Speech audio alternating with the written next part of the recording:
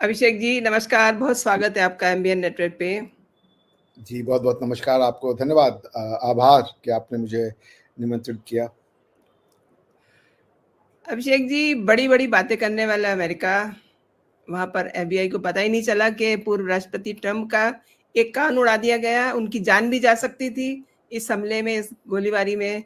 क्या कहते हैं आप? क्योंकि उन्हें तो मतलब हमारे यहाँ का तो सब कुछ पता होता है, अरविंद केजरीवाल अरेस्ट हो गए हैं, तो क्यों हो गए हैं, तो उन्हें छोड़ दीजिए। अपने यहाँ का उन्हें कुछ पता नहीं है। बड़ा आपका यूनिक तरीका है देखने का, लेकिन ठीक है, बात आपकी सही है। लेकिन मैं इसको ऐसे जी। देखूंगा कि 33 करोड़ पॉपुलेशन है अमेरिका की, और कई बार क्या होता है जब आप दूसरों बाहर वाले पे कंसंट्रेट करते हैं ना, तो अपने वालों को भूल जाते हैं। और अमेरिका का तो इतिहास रहा है। दो तो मुझे ऑन द टॉप याद आ रहे हैं, प्रेसिडेंट जिनकी की निर्मम हत्या की गई, इसमें एक आपका अब्राहम लिंकन अभिषेक जी साहब मैं थे। आपको आपको मैं इंटरप्ट कर रही हूँ। मेरा अगला सवाल वही है जो पहले भी हुआ है, लेकिन हम इसको थोड़ा सा एलेबरेट कर लें, इसको डिकोडिंग कर लें जी, कि इसके बारे में क्या हुआ, नहीं किसने तो कैसे मैं क्या किया। देखिए, ये जो आज की डेट में डेमोक्रेसी में जो इलेक्शन है वो जी इतना, बिकॉज की देखिए, डेमोक्रेसी एक अजम्पशन पे है बेस्ड, कि जो मानव जो जनता है वो भगवान है और जनता सही तय करेगी, तो आप जनता के विवेक पे छोड़ दें, ठीक है ना। लेकिन जनता के विवेक को बनाना जो है ये फिर उस समाज का काम होता है। जैसे पाकिस्तान की भी एक जनता है, उसका भी एक समाज है, भारत में भी एक जनता है, उसका भी एक समाज है, अमेरिका में भी एक जनता है, उसका भी एक समाज है। पाकिस्तान के लोग अपनी जो सोच है वो इस्लाम के दायरे से बाहर नहीं निकाल पाते। भारत का जो सोच है वो उसकी एंशियंट सिविलाइजेशन, सभ्यता, उसके दायरे में वो अपने आप को देखते हैं। उसी तरीके से अमेरिकन जो हैं वो अपने आप को उस तरीके से देखते हैं जैसे उनकी सोसाइटी ने बनाया है। तो डेमोक्रेसी में ये जो इलेक्शन है ये इतने ज्यादा आजकल जिसे कह लीजिए पोलराइज्ड होते हैं कि जो सामान्य मानवीय है वो उन चीजों को बहुत सीरियसली ले लेता है। जैसे आप देखें, जिस लड़के के ऊपर अभी फिलहाल ब्लेम दिया जा रहा है, सब मैथ्यूज, जॉन मैथ्यूज करके बंदे का नाम था। He is merely 20 years old, जो 20 साल का था वो लड़का। तो सोचिए कितनी ज्यादा नफरत उसके अंदर भर दी गई थी। ये जो मीडिया में आप देख रही हैं, जिस तरीके की रिपोर्टिंग होती है, जिस तरीके से एक दूसरे के ऊपर लांछन लगाए जाते हैं, एकदम अगर आदमी ज्यादा ब्रॉड माइंडेड नहीं है तो नफरत करने लगता है। आप हमारे यहाँ देखें ना, गोदी मीडिया का जो एक शब्द गढ़ा गया है, और व्हाट्सएप यूनिवर्सिटी, बिना कुछ समझे हुए हर कोई व्हाट्सएप को गाली दे रहा है, और हर आदमी जो है, जो कांग्रेस समर्थित दल के लोग हैं, वो सामने वाले को गोदी मीडिया कह रहे हैं। आप खुद वही काम करें कि आप किसी दल के लिए बात करें तो आप बहुत अच्छे हैं, दूसरा वाला यदि उस दल के विरोध में बात करे तो वो बहुत बुरा है। तो यही हुआ वहां पे। इतनी ज्यादा ट्रंप के अगेंस्ट में वो भर दिया गया कि एक आदमी था, उसने फिर उसको बर्दाश्त नहीं किया, and he simply went ahead and took the shot. इसमें एफबीआई की गलती देना या उनके सीक्रेट सर्विस की गलती देना ठीक नहीं है, क्योंकि ये देखिए जापान में भी हुआ। आपको याद होगा जो शिंजो आबे साहब थे, बहुत फेमस होते वहां, तो मतलब कोई जी उसने जी। तो एक ऐसे मेकशिफ्ट सी गन बनाई हुई थी और उससे उसने शिंजो आबे साहब को मार दिया। तो इसलिए मुझे लगता है कि we should take it like a pinch of salt, और किसी के साथ भी ये हादसा हो सकता है। हमें भी अपने यहाँ पे अपने जो लीडर्स हैं उनकी सुरक्षा के बारे में सोचना चाहिए, और ये देखना चाहिए कि ये जब आप प्रचार करते हैं तो इतनी नफरत ना भर दें एक सामान्य मानव के मन में कि वो इस तरीके की हरकतें करने पर मजबूर हो जाए। सो डेमोक्रेसी में भी इलेक्शन प्रोसेस पे थोड़ी जो है वो सोच लगनी चाहिए। और मेरे ख्याल से सब कुछ अब तो जो सोशल मीडिया का जमाना है, ये पब्लिक रैलीज को तो बंद कर देनी चाहिए, because it is very unsafe. क्योंकि मानविंदर जी, कौन क्या सोच रहा है ये आपको क्या पता चलेगा? आप समझ रही है ना। आपके यहाँ पे अब कोई आ रहा है आपका समर्थित बनकर गोली मार दे तो उसको आप क्या ही कर सकती है। इतना इतना सिक्योरिटी स्टेट अभी कोई भी नहीं बना है प्लेनेट अर्थ पे कि वो अपने 33-34 करोड़ लोगों को, या भारत में तो 140 करोड़ है, कि एक एक आदमी के बारे में उसको जानकारी हो। सो ये दुखद है, और मैं इसकी भर्त्सना करता हूं, क्योंकि ट्रंप को अगर आप नहीं पसंद करते तो आप वोट मत दीजिए। मगर गोली मार देना या किसी के ऊपर हिंसा कर देना, इसकी किसी भी तरीके से प्रशंसा नहीं की जा सकती, ये निंदनीय है। और हम इस दुख की घड़ी में अमेरिका के लोगों के साथ, अमेरिका के सिक्योरिटी सर्विसेज के साथ पूरी तरीके से खड़े हैं। आपने सही कहा। अमेरिका में जो आप बात कर रहे थे, करीब करीब 50 साल पहले भी एक राष्ट्रपति के साथ ऐसा ही हुआ था जो आपने जिक्र करा। उससे पहले 1972 में भी जॉर्ज सी वॉलेस पर भी गोली चलाई गई थी। वे भी राष्ट्रपति पद के उम्मीदवार थे। उन पर एक शॉपिंग सेंटर में शायद से गोली चलाई गई थी और उसके बाद मरते दम तक वो व्हील चेयर पे रहे थे। तो ये जो सिचुएशंस हैं, आई मीन अपने यहाँ का अगर देखें तो जिस तरीके से जो दावा करते हैं हमारी दुकान मोहब्बत की है, यहाँ पर मोहब्बत का सामान मिलता है, और वो बेचते हैं नफरत की चीजें, तो ऐसे ही लोग वहां भी कुछ मोहब्बत की दुकानों की आड़ में ऐसा व्यापार करते हैं। क्या कहते हैं आप अभिषेक जी? देखिए, ये जो लेफ्ट लिबरल हैं, ये ना तो लेफ्ट है ना तो लिबरल है, ना ये मिसनोमर है, ये एक्सट्रीमिस्ट है बेसिकली। ये तो कहते हैं या मेरी बात माई वे और हाईवे वाला हिसाब किताब है, और इसी दृष्टिकोण से देखे जाना चाहिए। मैं किसी भी दल के फेवर में नहीं बोलता, मैं बेसिकली राष्ट्र की बात करता हूँ, राष्ट्र से मेरा प्रेम है, मैं भारतीय राष्ट्रीयता से मेरी लॉयल्टी है और किसी से लॉयल्टी नहीं है। आज की डेट में मुझे लगता है कि भारतीय राष्ट्रहित की बात करने वाला एक और एक व्यक्ति हैं, उनका नाम है नरेंद्र दामोदर दास मोदी जी, और मैं उनका प्रशंसक हूं। तो मैं कोई भाजपा का प्रशंसक नहीं हूं, लेकिन मैं मोदी जी का कट्टर प्रशंसक हूं, अमित शाह जी का कट्टर प्रशंसक हूं, मैं योगी जी का बहुत कट्टर प्रशंसक हूं कि ये लोग जो काम कर रहे हैं ये राष्ट्रहित की काम है, बिना लाग लपेट के। जो राष्ट्रहित में है वो होना चाहिए। अब राष्ट्र है क्या? ये जो राहुल गांधी जी जिस लेगेसी को इनहेरिट करते हैं, उस लेगेसी में अब आप सोच लीजिए कि भारत दुनिया का विश्व गुरु था, भारत ने शून्य दिया, भारत ने इतनी बड़ी बड़ी फिलोसॉफिकल किताबें लिखी, उसका एजुकेशन मिनिस्टर एक मौलाना को बना दिया। तो आप सोचिए जरा ये क्या हुआ आपके साथ। सऊदी अरेबिया का प्राइम एजुकेशन मिनिस्टर कोई पंडित हो सकता है, गुरु हो सकता है, आचार्य हो सकता है, जिसने सिर्फ वेद और पुराणों की शिक्षा ली हो।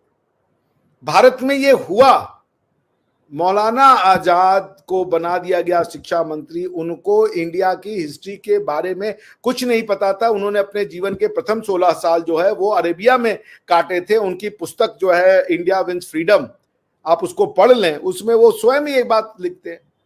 तो आपने एक ऐसे आदमी को भारत का एजुकेशन मिनिस्टर बनाया जिसको भारत के बारे में नहीं पता। इसी लेगेसी को राहुल गांधी जी इनहेरिट करते हैं। मतलब कहना मौलाना, फॉर गॉड सेक, कहना मौलाना भी है शिक्षा मंत्री ऑफ भारतवर्ष। इससे बड़ी त्रासदी कुछ नहीं हो सकती। Nothing against Maulana. He might have been a very good leader, and he was a good leader. But to make him education minister of India, that's travesty of justice. तो मैं वही कह रहा हूँ कि मैं इंडिविजुअल पे नहीं जाता। राहुल गांधी जी भी अच्छे नेता होंगे, मगर जो उनकी ब्रांड ऑफ पॉलिटिक्स है, जो उनकी आइडियोलॉजी है, मैं उससे समर्थन नहीं करता। क्योंकि उनका मानना है कि जो उन्होंने पार्लियामेंट पे बोला हिंदुत्व के लिए, वो मुझे बहुत बुरा लगा। मुझे काफी आहत किया कि उनकी समझ बहुत कमजोर है और वो भारत की वृहद फिलॉसफी को, वृहद जो हमारी एक वो है, क्या नाम है, देन है, एक परंपरा है हमारी राष्ट्रीयता की, उसकी उनको कतई समझ नहीं है। वो कह रहे हैं कि मोदी जी और बीजेपी वाले हिंसा करते हैं। कब हिंसा करते हैं? उनको जो भारत के 36% लोगों ने वोट दिया। अगर 60% एवरेज वोट कास्ट की गई और 1 अरब लोग थे जिनकी की एलिजिबिलिटी थी वोट कास्ट करने की, तो यानी कि 60 करोड़ लोगों ने वोट दिया।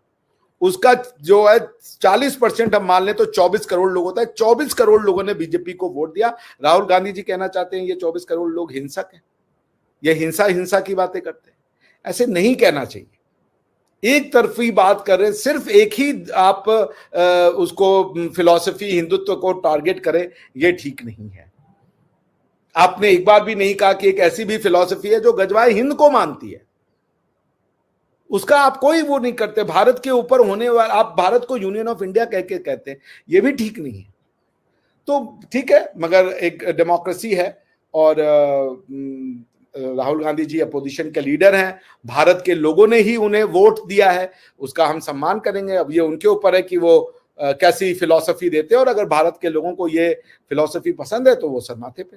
जी, आपने अभिषेक जी बहुत बड़ी बात कही है, और राहुल गांधी को आपने टच किया है, एंड आपने डेमोक्रेसी की बात की है। तो अब आप ये देखिए कि अमन के दुश्मन तो सब जगह पे हैं, और अगर मैं देखूं पीछे मुड़ के भी देखते हैं तो राहुल गांधी कई ऐसे देशों में जाते हैं जो मतलब मोदी विरोधी हैं। और आपने अभी एक बात कही कि हमारे यहाँ जो टॉप लीडरशिप है उनको भी खतरा हो सकता है। तो डू यू थिंक कि मतलब मोदी जी के लिए भी कुछ खतरा दिख रहा है? जी, मोदी जी को तो खतरे में इन्होंने डाल दिया था ना। जो डीजी वंजारा थे उनको जेल में डाला गया था, वो किस लिए डाला गया था? वो जो 2-3 लोग आए थे जिनका जिनका वो किया, जिसको बाद में बिहार की बेटी कह करके इन लोगों ने बुलाया था, वो लोग तो मार ही आए थे ना। इन्होंने तो मोदी जी को इस्लाम विरोधी प्रस्तुत कर दिया था ना पूरी दुनिया में। भाई मुझे एक बात बताइए, पाकिस्तानी मोदी से क्यों नफरत करता है? ठीक है ना, बांग्लादेशी मोदी से क्यों नफरत करता है? उसको तो नहीं पता मोदी कौन है, तो इंटरनल पॉलिटिक्स है। लेकिन सब जगह उसको एंटी मुस्लिम क्यों बताया गया? How does a Pakistani know कि ही इज एंटी मुस्लिम? ये तो जो हमारे यहाँ का जो इस्लामो कम्युनिस्ट मीडिया है उसने ये काम किया। उसने एक ही ये हर बार ये करते कि ट्रांजैक्शन का एक पार्ट दिखाते, बाकी वाला पार्ट गायब कर देते। ये जो इनकी हैबिट है कि गोधरा में जो हुआ पूरा नहीं बताया कि ट्रेन जलाई गई उसके रिस्पॉन्स में हुआ। और ये भी देखिए, भारत के जो उस समय लोग जो तत्कालीन सत्ता में थे उन लोगों ने अपनी पावर का इस्तेमाल करके ये भी प्रूव करने की कोशिश की कि ये जो ट्रेन में आग लगी वो एक्सीडेंटल था। आप समझ रही हैं? तो फिर आप कह रहे हैं कि मोदी जी के जीवन को इन लोगों ने मोदी जी को पूरा, भाई जितने आईएस के लोग हैं या जितने लोग हैं उनके टारगेट पे है मोदी जी, क्योंकि आपने उनको इस्लाम विरोधी बना के प्रस्तुत कर दिया। आपने तो कैंपेन चला दिया था कि मोदी जी को वीजा ना दे अमेरिका। क्या नहीं किया आपने मोदी जी के लिए? लेकिन वो आदमी भी स्टील का गट्स लेके पैदा हुए हैं कि वो ताल ठोक के बिना वीजा के अफगानिस्तान भी, अरे पाकिस्तान पहुंच गए, और अफगानिस्तान भी 2 बार होके आ गए, उनका कोई कुछ नहीं कर पाया। तो जो कहते हैं ना, वो वाकई में गुजरात के शेर है मोदी जी, और वो गुजरात के नहीं, वो पूरे भारत का शेर है वो। और इतना कुछ होने के बाद भी वो तीसरी बार लगातार प्राइम मिनिस्टर बने। और इस बार मुझे डर था कि शायद गड़बड़ होगी, 272 नहीं आएगा। मेरे मन में एक अजीब सी फीलिंग थी, क्योंकि जो नैरेटिव इन लोगों ने झूठ पे, ये पहला ऐसा इलेक्शन है जो मैं ऑब्जर्व कर रहा हूं which has been fought on the basis of lies and misinformation. इससे बड़ा कोई कैंपेन मैंने देखा नहीं। आरक्षण हटा देंगे, संविधान चेंज कर देंगे, संविधान खत्म कर देंगे, इलेक्शन खत्म, ये सब बोलने की बात है, ये होगा इस देश में। लेकिन ये बोला गया कि आपका वो दे देंगे, क्या नाम है, आपका रिजर्वेशन छीन लेंगे, उसके बाद ये आपको जो है 10,000 रुपए हम आएंगे तो देंगे। ये बहुत बड़ी बात है भाई। एक एवरेज आदमी, मानविंदर जी, जो 300 रुपए डेली कमाता है, वो मान लीजिए 24 दिन भी अगर काम करता है तो वो 7200 रुपए ही कमा पाएगा। और अगर आप उसको ये वादा कर दें कि हम तुम्हें 8,500 रुपए बैठे बैठे देंगे हर महीना, तो वो तो मैं भी होऊंगा तो वोट दे दूंगा। मैं मोदी जी को प्यार भी करता हूँ तो मैं जाके वोट दे आऊंगा उसको। भाई कि किसको ये 8,500 रुपए बिना कुछ किए, कोई काम नहीं करना, मुझे खटाखट आने, तो मैं क्यों नहीं दूंगा? मैं उससे कोई देशद्रोही नहीं हो जाता हूँ। जो लोग ऐसे लोगों को बोले ये देशद्रोही है, ये वो ठीक नहीं कर रहे हैं, मैं भी होता ना उसकी जगह तो मैं भी दे आता। भले मैं मोदी जी को पसंद करता हूँ, लेकिन 8,500 रुपए क्या काट रहे हैं मुझे? सो बॉटम लाइन यही है कि ये लोगों ने कुछ ऐसे कैंपेन करते हैं जिससे मोदी जी का जीवन खतरे में आता है, इसमें कोई शक नहीं है। आप शायद से ये कहना चाह रहे हैं कि जो इनका इकोसिस्टम था वो उसके जरिए ये कुछ हासिल करने में कामयाब हुए हैं, बट आई थिंक केवल ये 2 डिजिट में ही गए हैं। अभी इनको 3 डिजिट तो मिली भी नहीं है, उसके बावजूद ये इस समय काफ़ी उछल रहे हैं। खैर वो एक अलग मुद्दा है। मैं इसी मुद्दे पे आती हूँ जिस पे हम बात कर रहे हैं। पिछले दिनों प्रधानमंत्री नरेंद्र मोदी जी रूस गए हुए थे। अब देखिए सर्वोच्च राष्ट्रीय पुरस्कार उनको वहाँ दिया गया, और वो पहले ऐसे भारतीय नेता हैं जिनको ये पुरस्कार मिला है। लेकिन अब देखिए कि जो ये ताकतें हैं उनके पेट में बहुत दर्द हो रहा है, रदर यूएस बड़ा बेचैन है। क्या कहते हैं आप? देखिए, अपने यहाँ तो लोग परेशान है ही, अपने यहाँ तो लोग परेशान है ही, विदेशों में भी लोग परेशान हैं। जी अभिषेक जी। पहले हम अपने यहाँ की बात करते हैं। हम लोगों को पैदा किया था, हमारे दिमागों पे, हमारी बुद्धि पे ऐसा कंट्रोल किया था कि हम दरे डबे कम्युनिटी थे। कुछ मुस्लिम्स को ना बोलो, नहीं तो अरब पेट्रोल देना बंद कर देगा। ये मत बोलो वरना यूरोपियन नाराज हो जाएंगे, तुमको खुद कुछ नहीं आता, जो था सब अंग्रेज देके गए। जिस कम्युनिटी ने दुनिया को जीरो दिया, जिस कम्युनिटी ने दुनिया को साइंस दिया, टेक्नोलॉजी दिया, जो पहली बार ये कहता था कि अर्थ फ्लैट नहीं है बल्कि अर्थ एक स्फेरिकल है, उस सोसाइटी को इन्होंने स्नेक चार्मर बना के दुनिया में फेमस करवाया। जो सोसाइटी पहाड़ों को काटकर बिना सीमेंट बिना गारा मंदिर बना के रख दिया, उस सोसाइटी को, इससे बड़ा साइंस एंड टेक्नोलॉजी और आर्किटेक्चर तो नहीं हो सकता कुछ भी, उस सोसाइटी को इन लोगों ने एक क्या कहते हैं ट्राइबल और क्या क्या सोसाइटी, पढ़ी लिखी और गंवार सोसाइटी के रूप में फेमस करा दिया। इन्होंने हमारे दिमागों को अपंग बना दिया था कि हम अपनी बात कहने में डरते थे। लेकिन आया फिर भारत माँ का वो लाल, अब वो अपनी बात कहने में डरता नहीं है। नेटो की 75वीं वर्षगांठ मनाई जा रही थी वॉशिंगटन में, और वो ताल ठोंक करके पहुंचे मोदी जी, और उन्होंने गले लगाया प्रेसिडेंट पुतिन को। और क्यों ना लगाएं? कश्मीर के ऊपर जब 1971 में जब अटैक हुआ था भारत के ऊपर, ये जो भारत ने जब बांग्लादेशियों को बचाने का डिसाइड किया था, तो पाकिस्तान ने जब अटैक किया था, अमेरिका पाकिस्तान के साथ खड़ा था। कहूटा में सबको पता था कि न्यूक्लियर बम का ये जो है एक्सपेरिमेंट अब पाकिस्तान कर रहा है, और जब इंडिया ने कहा कि हम उस फैसिलिटी को बर्बाद करेंगे, तो अमेरिका ने कहा था अगर पाकिस्तान पे एक भी मिसाइल चलता है तो ये ठीक नहीं होगा। पाकिस्तान को आर्म्ड और एम्यूनेशन और F-16 देने वाले कौन लोग हैं? पाकिस्तान को, हमें वेपन्स नहीं मिलते थे मानविंदर जी, उनको वेपन मिलते थे। और जब भारत ने 1962 में गोवा के ऊपर पुलिस एक्शन करके गोवा को लिया था पुर्तगाल से, तो यही ये वेस्ट है जिसने सिक्योरिटी काउंसिल में एक रेजोल्यूशन लाया था कि भारत ने यूएन चार्टर का वायोलेशन किया है, वॉर किया है, आर्म कॉन्फ्लिक्ट किया है, टेरिटोरियल इंटेग्रिटी पुर्तगाल की, ये पुर्तगाल था। ये भी आप सिक्योरिटी जनरल असेंबली का रिजोल्यूशन पास करते थे आर्टिकल 72 में कि ये जो है ये पुर्तगाल की जो गोवा टेरिटरी है बेसिकली एक इंडियन टेरिटरी है, और आप उसके सिर्फ एक क्या है, मतलब एक वर्ड है जो मैं दिमाग से उतर रहा है इस समय। सो ये वेस्ट ने किया है हमारे साथ। वेस्ट कभी खड़ा हुआ हमारे साथ? अगर हमारे साथ कोई खड़ा हुआ तो वो है रशिया, यूएसएसआर रादर, रशिया नहीं यूएसएसआर। तो हम तो भाई आज हम तो वेस्ट को नहीं जानते। अगर आज चाइना का प्रॉब्लम सॉल्व हो जाए ना, वेस्ट हमें दूध में से मक्खी की तरह उठा के फेंक देगा। वेस्ट ने सारी दुनिया को पढ़ा दिया, अपने किताबों में पढ़ा दिया कि ये तो कास्ट सिस्टम को माने। हमारी फिलॉसफी को तुमने कास्ट सिस्टम पर रिड्यूस करके रख दिया। ये क्यों नहीं बताया कि भारत की वो फिलॉसफी है जो कहती है अहम निजः परोवेति गणना लघु चेतसाम उदार चरिता नाम तु वसुदैव कुटुंबकम।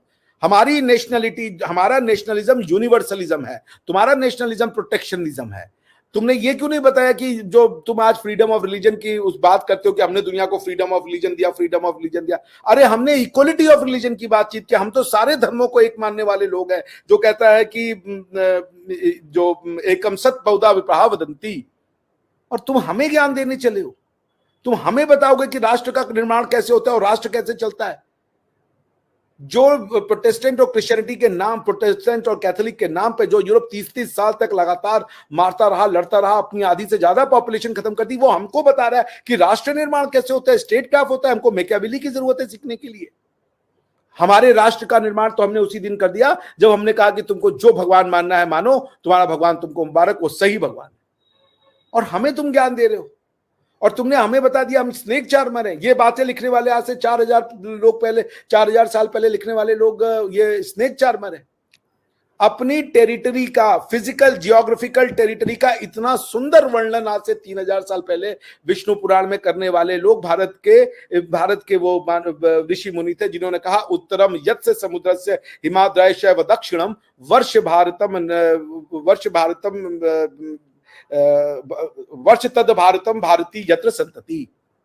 यानी कि उत्तर में और सब ये है, और यहां पर रहने वाले भारत के लोग रहते। इतनी प्रिसीजन के साथ ज्योग्राफिकल अंडरस्टैंडिंग होना, ये मजाक समझ रहे हैं आप? और आपने इस तरीके के लोगों को, इस तरीके की सोच के लोगों को आपने कह दिया ये स्नेक चार्मर है। यही आपने अपने स्कूलों में हमारे बारे में पढ़ाया।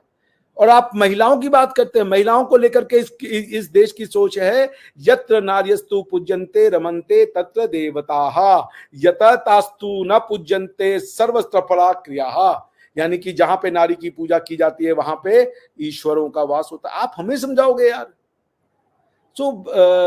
ये जो असर्टिव भारत है ना, ये मोदी जी का भारत है। क्योंकि ये भारत पिछले 70 साल में, नेहरू जी का भारत वो कभी अरेबियन थॉट से चलता था और कभी वो इंटरनेशनल थॉट से चलता था।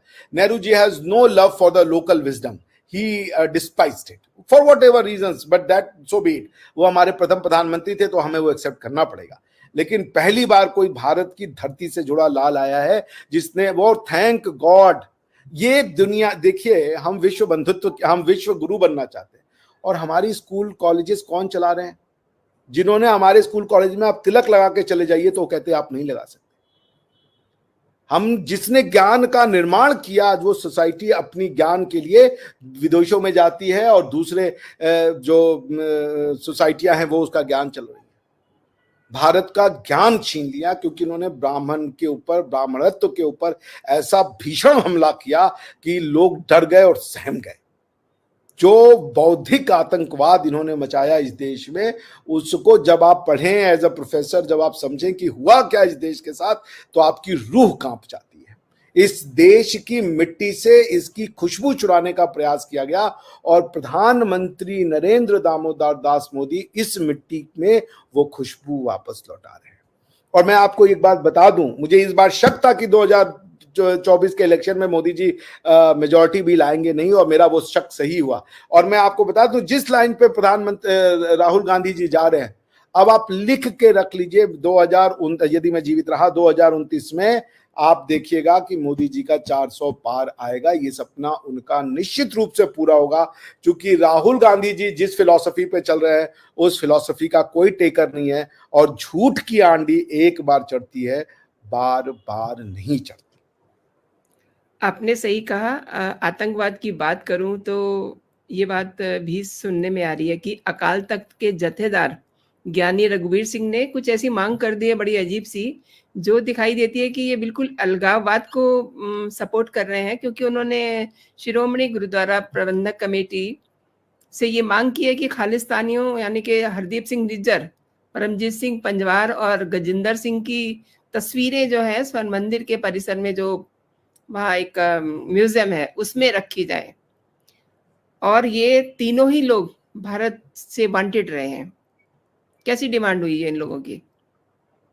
देखिए, हमारा जो पंजाब का समाज है, इसको धर्म के नाम पे, जो मैंने कहा ना कि एक थॉट प्रोसेस आया जिसने भारत को धर्म के आधार पे तोड़ने की कोशिश करी। तो हमारे जो सिख भाई बंधु हैं, उन पंजाब में बहुत दिनों तक कम्युनिस्ट का बहुत बड़ा होल्ड था, ठीक है ना। और जहां जहां कम्युनिस्ट गए उन्होंने हिंदुत्व की तो जड़ खोद दी वहां पे, ठीक है ना। सिखिज्म जो है वो हिंदुत्व के बिना हो ही नहीं सकता। सिखिज्म उसी की एक ब्रांच है जिसमें कि गुरु नानक साहब ने कुछ कमियां थी उसको बताया, और उसके बाद उसको एक वॉरियर रूप दिया हमारे गुरु गोविंद सिंह साहब जी ने। तो वो हमारे गुरु हैं, ठीक है ना। और ये बात जो कम्युनिस्टों ने हमें जो सिखा दिया है वहां पंजाब में कि तुम अलग हो, हमारा कल्चर अलग है। मैं अमृतपाल सिंह जी को एक बार सुना था, जो अभी जेल में, कि भाई हम तो, हमारा कल्चर अलग है, हम तो इंडियन नहीं है। क्या है तुम्हारा कल्चर? पंजाबी लैंग्वेज का जो वो अक्षर है, क्या क ख ग घ नहीं है? पंजाबी अगर आप सीखोगे, गुरुमुखी पढ़ोगे तो क ख ग घ ही तो पढ़ोगे ना, और क्या पढ़ लोगे? तिब्बत के लोग भी क ख ग घ पढ़ते हैं, तमिलनाडु के लोग भी क ख ग घ पढ़ते हैं। कैसे आपका कल्चर अलग हो गया? नहीं, और आप अमृतपाल तो बिल्कुल अलग बात कर रहा है। वो तो ये कह रहा है कि हमारा तो ये सपना था। अरे सपना किसका था? खालिस्तान का सपना किसका था? ये तो आपने बीज बोए है ना। ये तो इनके जो जिनको ये फॉलो कर रहे हैं। नहीं मानविंदर जी, मैं ये कह रहा हूँ कि जिन्होंने ये हमारे पंजाब के सिख बंधु भाई बहनों को सिखा दिया है कि हम अलग हैं, मैं उसकी बात कर रहा हूँ। क्या अलग है? जी, भारत का रंग है केसरी और आप भी लगाते हो केसरी, कैसे अलग हो गया? गुरु नानक देव जी ने अगर कुछ उस समय की लोकल प्रैक्टिसेस पे कुटाराघात किया तो वो एक हमें से एक थे, उन्होंने उसको उसकी कमियां दिखाई, तो क्या वो अलग हो जाते हैं? मैं अपने घर में, अगर मेरे घर में कोई कमी हो रही है, मैं जाके अपने पिताजी से कहूं कि आपने अभी तक इस घर को गलत तरीके से चलाया, तो ऐसा थोड़ा है कि मैं उस घर से अलग हो जाता हूँ। मैं अगर नहीं कुछ उसमें थॉट प्रोसेस चलाता हूँ कि अब घर ऐसे चलेगा, तो मैं उस घर से थोड़े अलग हो जाता हूँ। गुरु नानक देव जी सिर्फ सिखों के गुरु नहीं है, वो हमारे गुरु हैं, हमारे आदरणीय, हमारे वो वंदनीय हैं। जितना वो आपके यहाँ पे हमारे घर में उनकी फोटो लगी हुई थी, गुरु गोविंद सिंह जी की फोटो हमारे घरों में लगी हुई है, हम तो उनको अपना आदर्श मान के बड़े हुए। तो पॉइंट ये कि मैं बात कर रहा हूं, अमरजीत सिंह जी ने जो उन्होंने कहा कि हमारा कल्चर अलग है। कल्चर 3 चीजों से मिलकर बना होता है, भाषा, खान पान और पहनावा।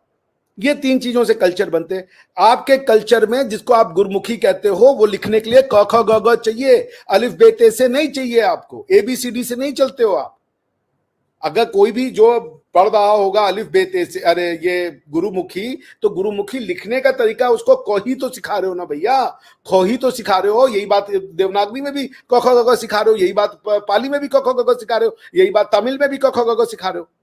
इवन आप विश्वास नहीं मानिएगा, भारत के साथ इतना बड़ा कुठाराघात हुआ, तिब्बत के लोग क ख ग घ लिखते हैं और तिब्बत को कह दिया गया ये भारत का हिस्सा नहीं है। अरे भाई, ये कल्चर से ही तो हम जुड़े हुए थे, क्योंकि भारत तो कोई एक तरह के दिखने वाले लोगों का देश नहीं है, प्लूरलिज्म हमारी रगों में है।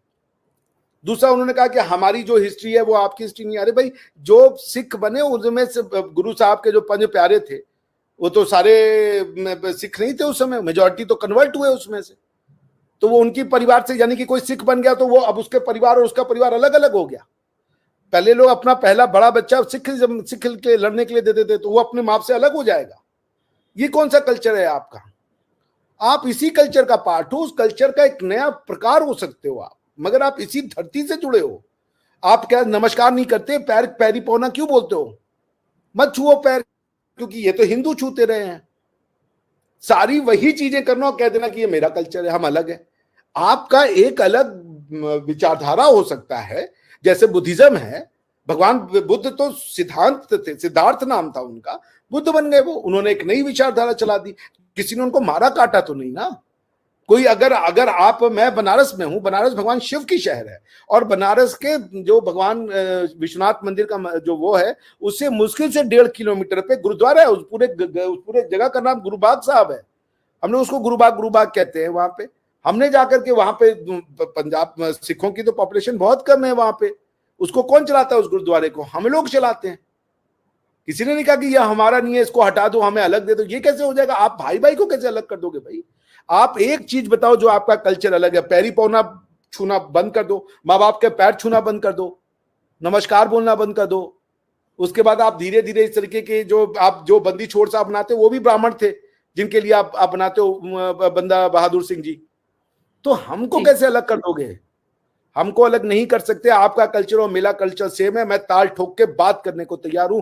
आप जो खाते हो, जो इस तरीके से आप अपने सब्जी का मसाला बनाते हो, उसी तरीके से सब्जी का मसाला हम भी बनाते हैं। वही प्याज लहसुन अदरक कूट करके, टमाटर डाल करके बेस बनता है, वही हमारे यहां भी बनता है। तो कैसे अलग हो जाएगा भाई? एक मेरे घर के लोगों ने अपना पहला बच्चा सिख बनाया है, तो हम कैसे अलग हो जाएंगे? और आप गुरु गोविंद सिंह जी हमसे कैसे ले लोगे? गुरु गोविंद सिंह जी की तलवार का नाम मां भगवती के नाम पर था, उन्होंने रामायण लिखी, तो हम कैसे अलग हो जाएंगे भाई? हमारा तो नांदेड़ साहब में गुरुद्वारा है, बनारस में गुरुद्वारा है, हम इनको कैसे? ये सब खालिस्तान है। बनारस का गुरुद्वारा नहीं चाहिए, वहां भी गुरु नानक साहब आए थे। नांदेड़ महाराष्ट्र वाला नहीं चाहिए आपको। भारत का हर एक बच्चा सिख है और भारत का हर एक बच्चा हिंदू है। आप मुझे ये कैसे कह सकते हो कि मैं सिख नहीं हूं? मैं बिल्कुल सिख हूं। मैं मानता हूं गुरुओं को। मैं जाके मत्था चढ़ाया है, मैंने जाके सेवा करी है। मैंने तो जर्मनी में जाके सेवा करी है, लंगर में। मैं जर्मनी में 2 लंगर थे, एक में भिंडरावाला की फोटो थी, एक में भिंडरावाला की फोटो नहीं थी। मैं दोनों में गया था और वहां पे जाकर के मैंने सेवा भी करी, लंगर भी छका और $5 भी उसमें मैंने वो दिए। आप मुझे पकड़ के गाली दे सकते हो विदेशों में कि तू हिंदू है, तू ये मत जा, लेकिन आपके कहने से मैं अपने आप को अलग नहीं करूंगा, क्योंकि ये मेरे परिवार का हिस्सा है। मैं उतना ही सिख हूं जितना कि मैं हिंदू हूं। और हिंदू होने में सिख होना जो है वो अलग होना नहीं है, क्योंकि हिंदुज्म में ये नहीं कहा गया कि ये जो मानेंगे वो सिख नहीं है। गुरुओं की परंपरा, वो हमारे भी गुरु हैं। आप ये कैसे कह सकते हो कि मैंने चूंकि गुरु नानक देव जी को अपना गुरु मान लिया तो तुम अपना गुरु मत मानो? ये कैसे कह सकते हो आप? गुरु नानक देव जी हमारे लिए उतने ही सम्माननीय हैं जितने आपके लिए हैं। गुरु मेरे लिए मंदिर और गुरुद्वारे में धेले भर का फर्क नहीं है, जितना मंदिर उतनी गुरुद्वारा मेरे लिए है। सो दिस इज नॉनसेंस कि आप कह दो कि हमारा कल्चर अलग है। नहीं भैया, हम एक लोग हैं और एक ही रहेंगे। जी अभिषेक जी, आपने एमबीएन नेटवर्क के लिए अपना समय दिया, कीमती समय दिया, आपका बहुत बहुत धन्यवाद। नमस्कार, जय हिंद, जय भारत। जी, वंदे मातरम।